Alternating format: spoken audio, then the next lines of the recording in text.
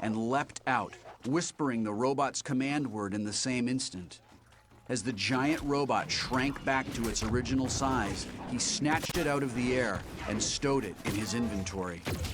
Now, flying by some magical means, H's avatar swooped down, passed over the bottleneck of Gunters clustered at the castle entrance, and disappeared through the open double doors. A second later, Artemis executed a similar maneuver, stowing her own mech in midair and then flying into the castle right behind H.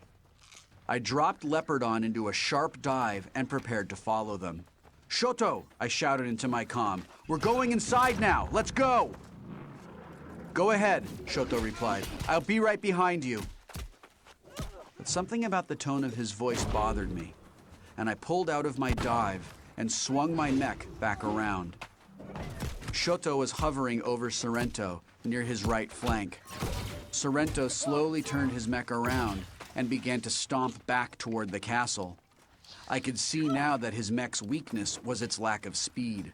The Mechagodzilla's slow movement and attacks counterbalanced its seeming invulnerability.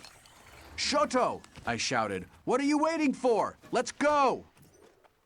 "Go on without me," Shoto said. "I owe this son of a bitch some payback."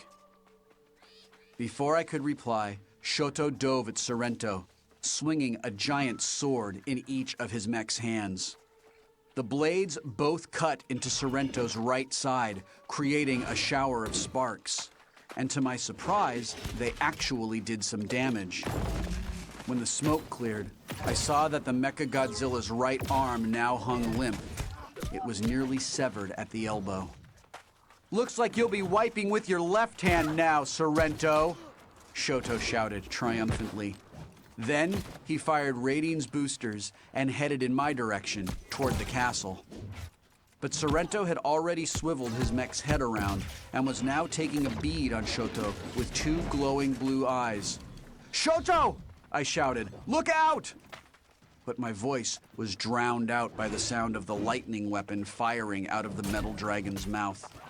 It nailed Shoto's mech directly in the center of its back.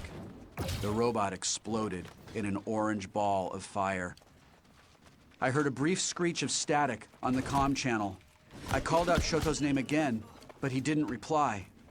Then, a message flashed on my display, informing me that Shoto's name had just disappeared from the scoreboard.